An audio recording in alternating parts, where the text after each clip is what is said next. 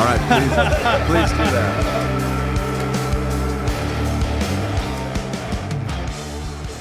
They've started us with high expectations. I'm not sure they knew going in exactly what they were going to get. Yeah, I hope we're living up to whatever those false expectations. I don't know who set the standards over here, but we probably should have one of those one-on-one meetings that they talk about afterwards. It is the Between Two Wrenches podcast. Cooper and Phil, and joined by the one and only Robby Layton, ladies and gentlemen.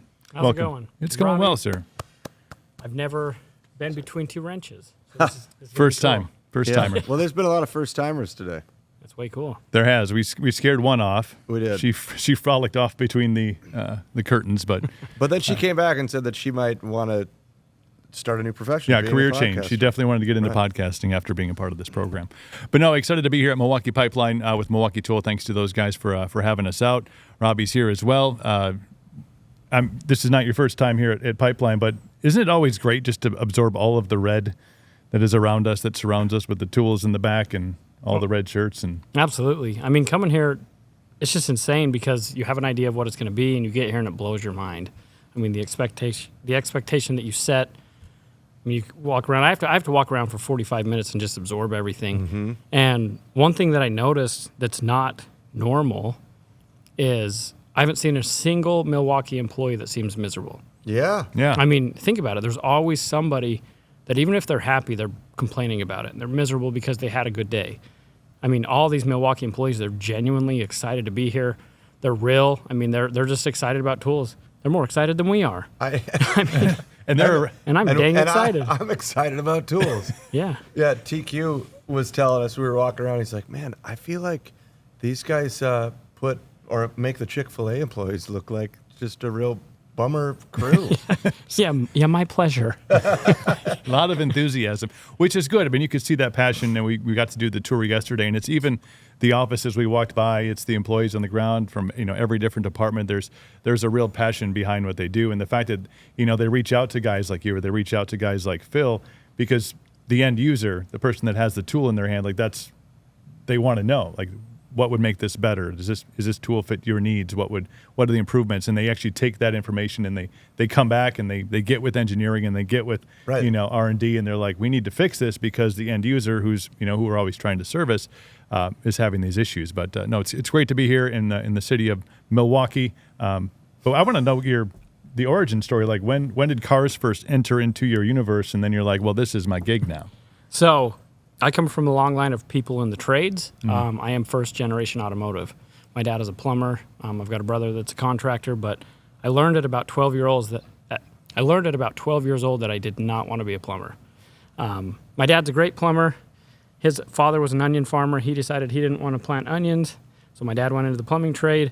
I decided I didn't want to clean people's drains, and for some reason, I was attracted to cars. I mean, when I was 13, I got a car, and I was never good at it when I was young, but I always knew that my passion was going to be in the automotive industry. So I got my first collision repair job in high school when I was 15 at a local body shop. I barely graduated high school. I mean, they basically had to say, here's your diploma, please leave. Don't come back. Please don't come back, sir. I got one of those too. Yeah, so, same. Yeah. I worked all through high school at a place called Miller's Auto Body. They offered me a job out of high school. I decided to go to Wyotech. I graduated from Wyotech in Laramie, Wyoming. Right out of Laramie, I got hired from a place called Nudi's Customs, and a guy fired me with no notice after 30 days. I mean, I was just devastated. First real job, guy told me I sucked. Yeah. And I was like, okay. On my way home, I saw a place called Ken Garf. I stopped into their body shop. They hired me on the spot, and I worked there for about 2 years and started my own business. So I've been self-employed for 15 years. I own a collision repair shop called Layton Auto Body. We run I've got the collision shop, I've got a tow company, and now I'm a full-time entertainer on YouTube. So we make YouTube videos based around my shop, the automotive stuff we do around collision repair, around towing, and just off-road. I mean, kind of like what you guys do. We build some stuff on YouTube and put put one-tons in things and make them four-wheel drive and do what you're not supposed to. Yeah, have a lot of fun with it. Yeah. So, when did that, like the YouTube, adding entertainer into your arsenal, when did you reach that crossroads where you're like, I mean, this working full-time thing is great, but I'd like to work full-time and also Yeah. Yeah, Also so be I'd like to, a YouTuber. job. you know, yeah, I remember my first 40-hour job. That was fun. weird. Yeah. But so about 2.5 years ago, I did a strategic launch with Matt's Off-Road Recovery to do a project called the Golden Nugget. So there was a bunch of us friends that just so happened to have some YouTube channels. We all kind of came together and decided, hey, this is the project Matt's going to bring on. You know, Paul with Fab Rats, he can do the body and put the drivetrain in it. Robby, you can paint it. My audience is going to come over and watch you paint it. He's going to watch Paul build it. And so Matt said, hey, you know, put out about 5 or 7 videos so when my audience comes over, they have something to watch. And I was like, but I've never made a video in my whole life. I don't have time for this. So I was like, just do it. So we put out some videos. We put out our first video that Matt sent his audience, and it was December 14th of 2022, and gained like 17,000 subscribers that day. Wow. I was like, uh-oh. We're doing a thing. What have we done? So now, not only are we running the tow trucks, we got 3 tow trucks at my shop, running the collision shop, we've got 13 employees. Now we just added entertainer on YouTube that wasn't planned. I was like, okay, well, we'll just get this painted and we'll be done. It's no big deal. This will take us a few months. Well, the Golden Nugget, Paul had it, didn't have it ready to bring it over to us. So Matt's like, well, here, paint my Jeep. So he brings us this 98 XJ, and in 6 weeks, we totally stripped it down. We put a brand new roof skin on it, changed all the doors, you know, did a full inside and out paint job on it. And at the end of those 6 weeks, we had 170,000 subscribers. I mean, it was just mind-blowing. And I was like, oh no, now the Golden Nugget's coming. We did a Jeep. What have I done? Oh yeah, in between Uh-oh. the XJ and the Golden Nugget, we did Mischief Maker's blue Jeep. She's on YouTube also. We fully rebuilt that, fully painted it, and all of a sudden we were full time. But still had the shop to run, still had the tow company to run. It was very miserable, but rewarding. So we did that until about, I think we were September of that year, and I just hired more people at the shop and decided, oh crap, we're full time in this YouTube thing. And for the last, I mean, coming up on 2 years, we've been full time just making 3 videos a week and hustling. So, but I didn't plan to be an entertainer on YouTube. I mean, we're just filming what we're doing, having fun doing it, and just added a few characters here and, you know, really connected with our audience. And that's the thing about YouTube is they don't care what we're doing. Right. I mean, they're watching for us. They're watching for people. Yeah. They connect with our cat. Like, no, I'm serious. Like, there's people that are coming to my shop and they're like, where's Bombi? That's the name of our cat. And I'm like, well, Bombi is outside right now, but I'm here. And they're like, no, we just want to see the cat. We're here for the cat. We walk them out. I don't care They'll about you, grab sir. the cat. They'll Move sit along. and pet the cat and they'll leave. I'm like, okay, well, nice to meet you. You know, but you just have to bring different aspects, Yeah. you know, for your viewer. And they connect with people and they connect with animals and they connect with family. And so we've really based our channel around connecting with people. And so it's not so much, you know, that they watch us because we're really good at building cars or that I'm a good painter or that, you know, we build cool buses with 4-wheel drive in it. They're watching. I mean, the way I explain it is, you know, people go to their jobs that they're going to work the rest of their life. They get off at 5. They want to go home. If they've had a bad day, they come to hang out with you on YouTube. And so if they're coming to hang out with you and they're putting their time into you, put your time into them, give them some value. Yeah. You know, and entertainment is where they're getting it. And I mean, we don't even mean to be entertaining. We're just having fun and enjoy what we do. And, you know, just be happy on the videos and people keep watching. So, Well, I'm going to go out on a limb and assume that your body shop is also a fun place to work. You have you've built a decent community of crew there. And that's, you know, we kind of have a similar followership, not on a YouTube scale, but we've noticed that within our shop and then with the support that we get on social media from, you know, the followers and whatnot, they just like to feel like they're a part of the crew. yeah. Well, and I mean, with anything, we're a normal shop. We have bad days. We have, you know, but nobody wants to see your bad day on YouTube. They don't, Right. you know, if they've had a bad day, they don't want to go watch somebody that's miserable. You know, so we try to minimalize anything like that. But, you know, for the most part, I mean, I've got employees that, I mean, they work with us, I mean, for the last 8, 9 years, 5 years, you know. Right. When they're at work, they're sticking around. They're not just jumping around from job to job. And we try to make an environment that people enjoy to come to, Yeah. you know. And we're not perfect, but people, I mean, the employees enjoy it. And the fans that come in, you know, there's a good energy at our shop. And I think they can see that. And they come in. I mean, when people come in, And we've got our office lady, she'll walk in with them. And we usually try to give everybody, you know, like 5 minutes and really connect with them and take pictures and be nice with them. But she'll be like, all right, it's been 20 minutes. And, you know, because I can strike up a conversation and talk to anybody. And, Right. you know, the most valuable thing that any of us have in our life is our time. Yeah. We exchange our time for every single thing. So if you don't give somebody their time, your time, they're going to remember that. Yeah. You know, and I don't know, you know, with you guys, but when somebody comes to meet their favorite YouTuber or somebody that they feel like is their friend because they've watched your videos for the last 2 years, they've thought about that for a month. They've thought about that for 6 months. And when they plan their vacation around coming to meet you, give them an experience that they're going to remember.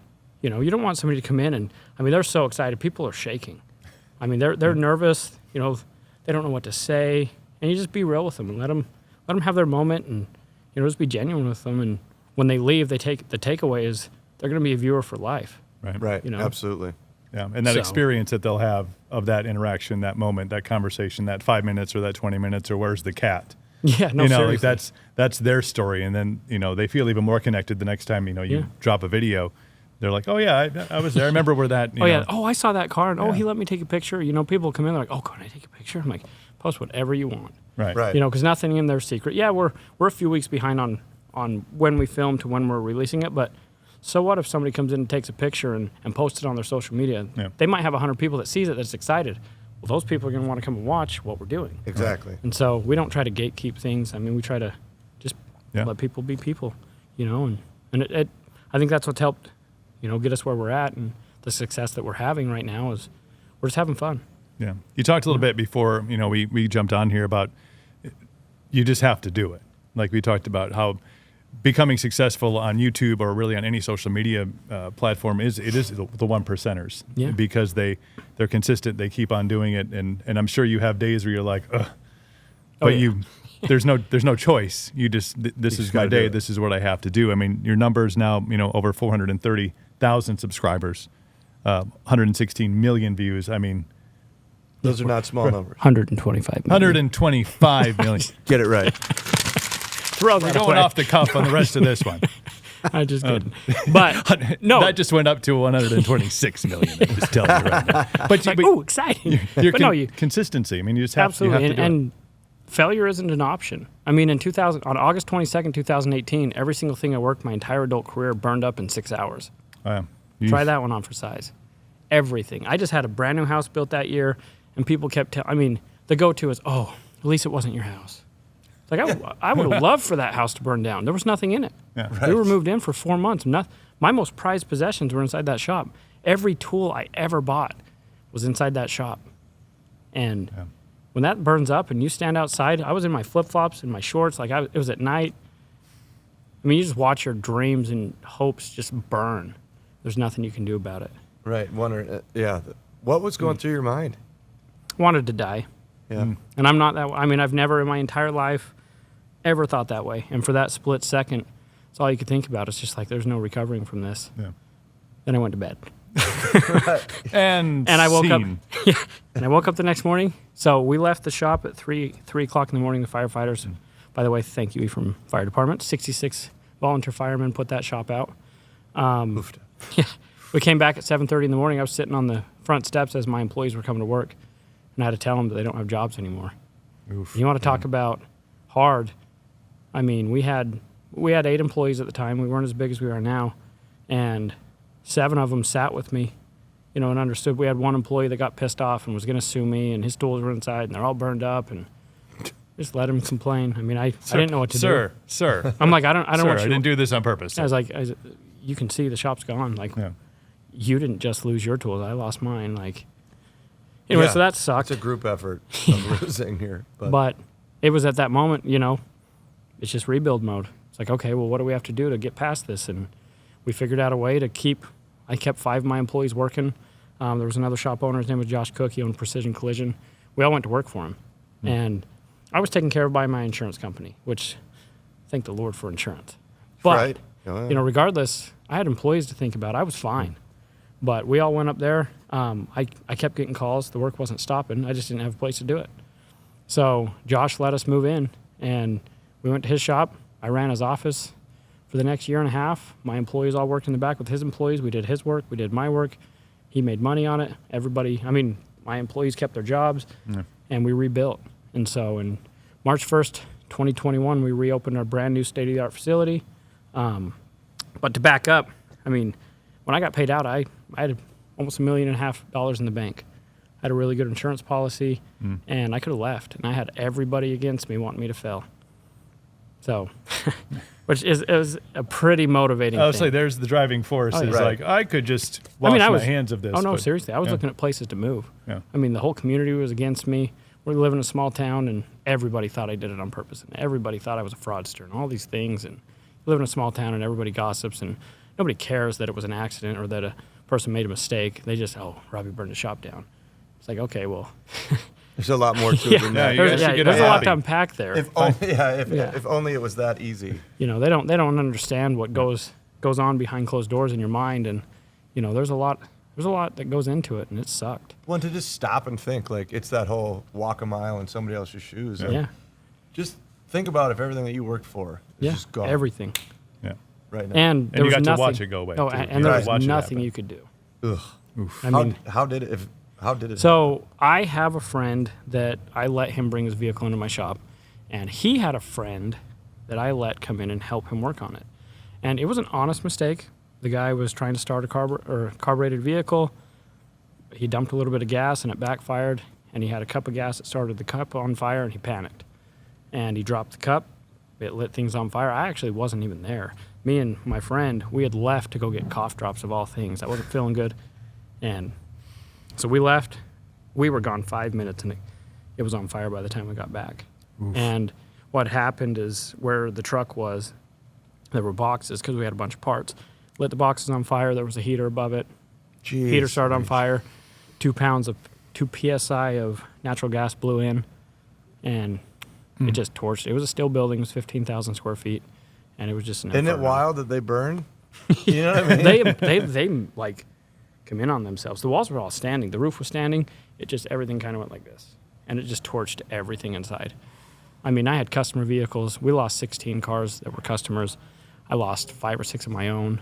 I mean, I had a Duramax that was a dump truck that was inside that I told an employee that morning, hey, let's get the truck out. I had a 2017 it was a 2018 Toyota RAV4, had 500 miles on it. We just got done rebuilding it for my wife. That torched. No insurance on it. Brand new snowmobile. That was torched. You know, but I did it on purpose. You know, people do that. What are your customers? I mean, So- I'm just so intrigued. Also, No, I know you're over there just like going through your mind everything that's in the shop right now and going, well, should we take that out? Like, oh yeah, well, it's crazy So too. no, like, here's another thing: is I got a real education in what's insured and what's not. None of my employees' tools were insured. None of them. I had $150,000 in content insurance, and what that means is you take your building now. Imagine your shop, turn it upside down and shake it. Anything that hits the floor is considered content. No, I'm serious. This is a good lesson for everybody. You need to know what's in your insurance Yep. policy, because I didn't. Nope. But I promise you, I became an expert. So, I had a contents analyst come through the shop, and you want to talk about crazy. We went through every single thing. We went through one building. There were 3 buildings we had a smaller shop here, one coming out the back, and then the main building. And we didn't even get into the big shop. We were at $600,000 in content. And so we hit the policy limit. And once you hit your policy limit, they just pay it out. They don't even care what else is in there because they're not paying you another cent. We had insurance. Like, it's the craziest thing. You have like all these little riders on your policy, but if you don't know what you have and you're underinsured, you're in trouble. We ran into that on a very small scale, but like right after I bought the property that we've been on since 2012, we had a big storm come through, and we still have multiple buildings, but we only had like 3 at the time, and one of them was like an old 50s barn, and the wind like blew in right through the garage door opening, lifted the shed off the foundation, and then set it back down, but it had like splayed out. Oh my gosh. So it sat back down. And then there was a 75-foot section of a 16-foot high steel fence that all blew down in this big windstorm. And and I'm like, bummer, but I got insurance. So I called the insurance because I assume like, hey, I'm calling to get insurance on my That's property. not covered. It's 100%. Oh, you don't have the fence rider. Oh, you didn't pay for the fence against wind. Yeah. Yeah. Oh, okay. Well, Which, what about, directionally, it was coming from which direction? Because you have easterly coverage. But if it was definitely- coming from the west, You're out of Yeah, luck, you're out of sir. luck I'm today. so sorry. and that was, I just remember being so livid. And So- so I kind of, it was a smaller scale. Do you know what your garage keeper's liability policy is? Yes. Do you know your limit? Not off the top of my head. Do you know that the state minimum is $25,000 in most states? Now think if you burn your entire shop down. Garage keepers covers people's vehicles. I only had $25,000 coverage on 16 vehicles plus all of mine. So that's another thing you have to take into consideration. You have to take the most valuable vehicles that you'll ever have inside your shop, and that's what your insurance should be. So I got sued until June of last year, and I've never talked about this to anybody because I was in litigation until last June. But it cost $250,000 to defend myself against 6 major insurance companies, and in the end, we settled for $20,000. Man. 5 years, $250,000 in defense costs, and we paid $20,000.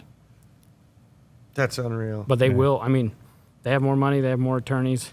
They'll You have just no keep choice. them coming, right? Oh yeah. So as you're going through your budget as a business owner and you're looking at, man, 100%. we could just maybe save a little money on insurance, Don't do that it. may not be the avenue to Pay for your insurance. get the 100% good pay for insurance. your Read, insurance. the, Well, read the fine print. And then that's the other thing is like have checkups. So we just added on about 8,000 square foot, and then in December, I think it was December, no, sometime this spring, but did a walkthrough with our insurance company, and like, hey, because the vehicle cover. I mean, we have one vehicle in there that's $500,000. Yeah. Well, I had a Porsche that was in my shop that was worth $2 million. Yeah. In my new shop. At the time? No, Oh. no. Thankfully, no. Well, But we just gotten done with another car that was worth $250, and it left a month before the fire. Yeah. Had that thing burned up, that guy would have shot me. I mean, Oh, yeah. You know, Yeah. because people bring their vehicles to you, and you assume that you're insured properly, and in reality, you have no idea. You rely on your agent. Your agent's a Well, state licensed person that's supposed to know that. On that note too, and I don't know if you do this at your shop, but for a lot of our like long-term clients, because one shop is our in and out stuff, but then our long-term we call our Epic Build Center. But I mean they're going to be there for 15 months. You require them to have insurance on their own vehicles? Absolutely. It doesn't stand. Really? I had documentation signed from everybody that says that I hold no liability against fire. That's weird. It didn't stand. Like, legitimately, we have an authorization form, and when people sign it, they give us power of attorney over their Well, vehicle. I'm going to talk to Haggerty the next Yeah. time we. I mean, they might be. Yeah.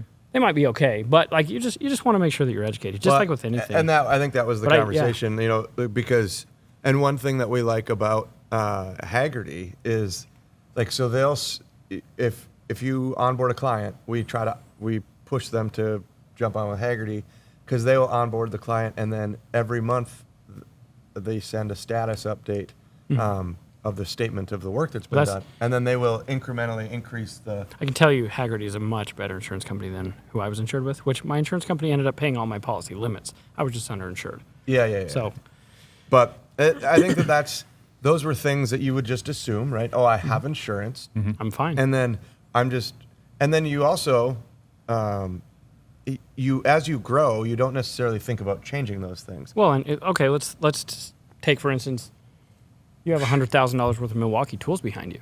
Right. 99. Yeah, but 999,000.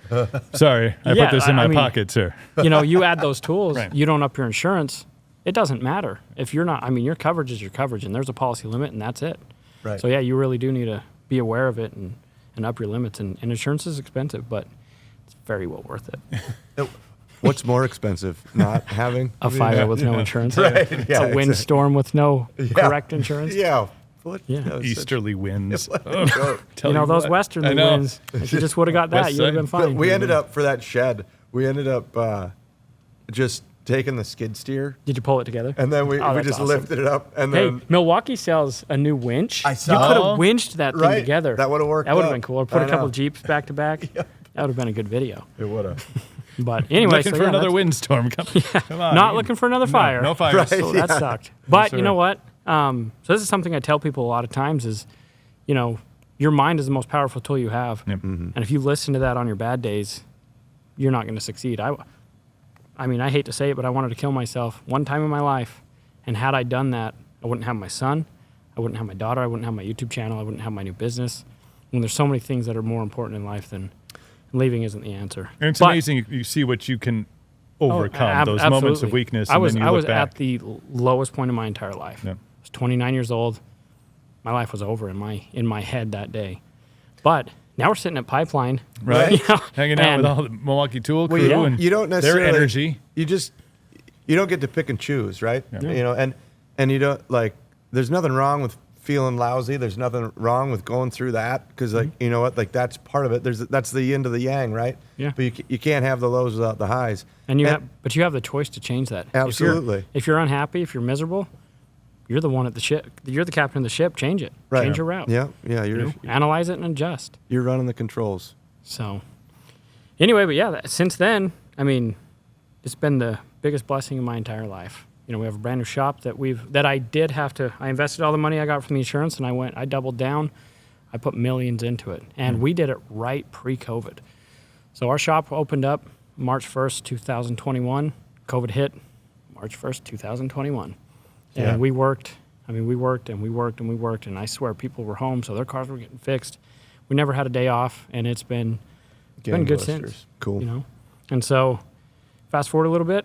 Now we've got a YouTube channel. Now we're influencing millions of people on our platform, and we're trying to spread positivity and just be fun and entertain people. Be a light. Yeah. What's kind of the growth plan, or what's your future Um, looking like? I mean, we're definitely in our infancy. You Yeah. know, people look at those numbers on social media and they're like, "Oh my gosh, they're so big." It's like, yeah, but you always got to strive for more. You know, I set petty goals. Oh, phone's going off. I set petty goals and I meet them, and then I just set bigger goals. And don't be afraid to set a goal that scares the crap out of you. Yeah. Right.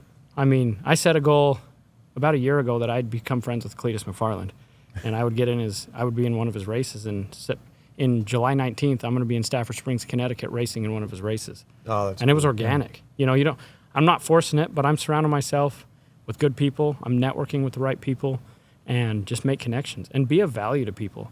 You know, I mean, what's the value prop for somebody if they want to sit and listen to this podcast? Right. You know, give them something of value. You know, that's all it is. People learned a lot about insurance today. We're just going to watch everybody get on their phone after the podcast. Be like, I just need to check some things real quick. That's something that I never talk about on my channel, but Yeah. I would consider myself an expert when it comes to insurance companies. I know a lot about it. I've done it for 16 years. And when the shop burned down, I became real educated. Real Oh, smart. yeah. You know, but that's a whole nother subject. I was like, he's going to start another YouTube channel and just be On- straight about business insurance. Yeah. Here's the things I know. What is it about an event? You know, what kind of bring it back to Pipeline here? What is it about coming here, being around the energy of the Milwaukee Tool family, and getting to see the new stuff that they got coming out? What is it about that keeps you coming back every year? Honestly, the excitement of tools, and that's something I'm passionate about. I mean, when you watch my YouTube channel, I have more tools inside my shop than most people will ever even dream of, and it's because I have an addiction, and it's tools. I have a problem. I mean, when I was young, my dad told me that you have to have the right job for you have to have the right tools for the job, and that has stuck with me more than anything. I mean, I invest in yourself, invest in your product, and with better tools, you have a better product. Yep. And I mean, it comes back to giving value to the end user or your consumer or your customer. With better tools, you're going to do a better job. You're going to be more efficient. You're going to be quicker. And coming to Pipeline, you're going to see every bit of this innovation at your fingertips. You're the first. I mean, we can share with our audience. We can share with you guys. There's just so much awesome stuff here. I mean, it's so overwhelming. You have to just walk around and soak it in. Like you alluded to that at the beginning. Like when we first walked in there, and we were greeted with all of the red shirts. Yeah, I felt like you just won the Stanley Cup. No, really. Last year when I got off the bus, I almost panicked. I was like, what are these guys doing? You put your head Just a shakedown? No, What's seriously. happening? And I'm like, why is everybody filming them? I just need to get through this tunnel. This is crazy. And then this year I had both cameras out. Oh, yeah. And I was so excited for that because, we're here. There's 70 people that got invited to this exclusive event to share with their audiences. And, Right. and you're part of that group. It's a big deal. And be proud of it. Absolutely. I mean, there's a reason that every one of us are here, And it's not to say that somebody else couldn't be here, but it's not by luck. Right. It's by hard work and dedication and never giving up.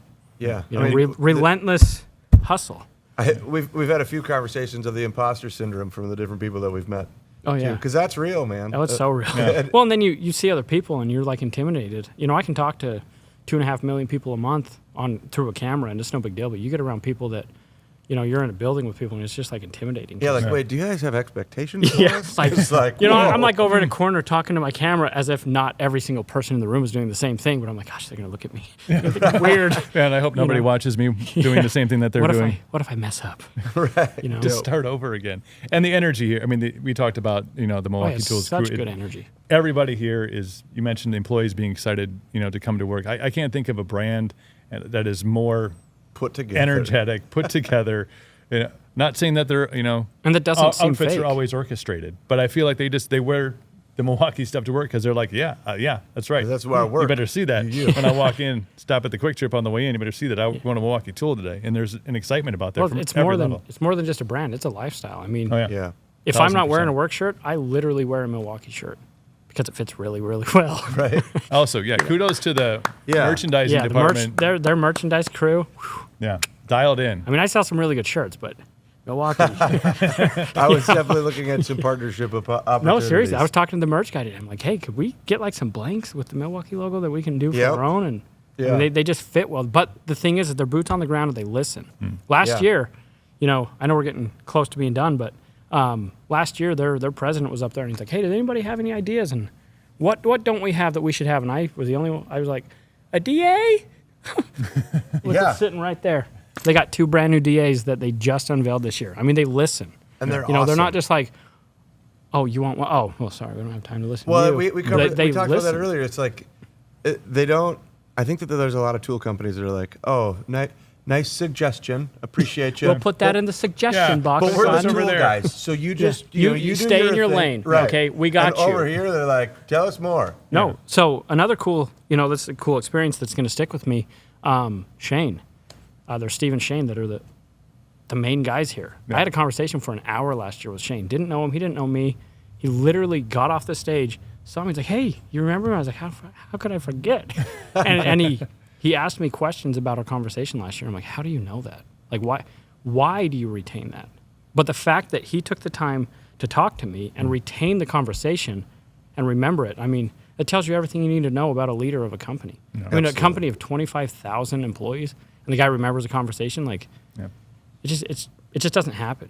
Right. You know, in a corporate setting, I mean, people, they don't care about you normally. Right. Right. I mean, that's just the reality of it. But this company, I mean, I'm I'm not trying to sell them, but I mean, Milwaukee, they take their media partners serious, you know, Yeah. and that's something that, I mean, and well, to boot, they have great tools, but yeah, it's the icing on the proverbial cake is the fact that Yeah. this Well, yeah, awesomeness behind us. It's the whole people drive it, right? Yeah. And you know, like I have a lot of tool companies that I get support from, and Yeah. I'll tell you right now, like they're good to me, but there isn't a single one that stands out above Milwaukee. no, 100%. I actually turned down a deal with probably the number one tool industry or tool manufacturer in the automotive space because they wanted exclusivity, and I said I will not give Milwaukee up. Yeah. So That's it is what it is. that love. That's that Milwaukee But love. it's all of it. Genuine. Yeah. Yeah. Yeah. I mean, and another thing is if we go, you know, on YouTube, you got to remember that you have to be authentic. That's why people watch. If you lie to somebody, if you aren't truthful, or if you have a shop full of Milwaukee and then tomorrow you got another competitor in there and every bit of red is gone, they don't trust you. Yeah. Right. You know. Yep. something sellout. happened. That's So- where the term sellout comes from. Yeah. And don't get me wrong, there's nothing wrong with some sponsored ads. But Right. you know, selling out Well, yeah. to somebody for exclusivity when you're not, you know, and I love the other brand, but it's just not realistic. Yeah. And it's not something I don't want to give up my principles to have some cool tools, and so you just got to stay true to yourself, Yep. 100%. and your audience sees it. Awesome. Well, Robby, it's been a pleasure to get to know you and hear the whole story. And for our followers and our watchers who are maybe don't follow you yet, direct them into your lane of the YouTubes and the other social medias that you're on. I have branded myself across every platform just as Robby Layton. We consider ourselves Robby Layton Nation on YouTube, but if you just type my name in, you can find us on Instagram, Facebook, and TikTok, as well as YouTube. But YouTube long form is it's our bread and butter. We put out 3 videos a week, doing different stuff, doing cool shop builds. We do a lot of 4-wheel drive stuff, you know, like these guys.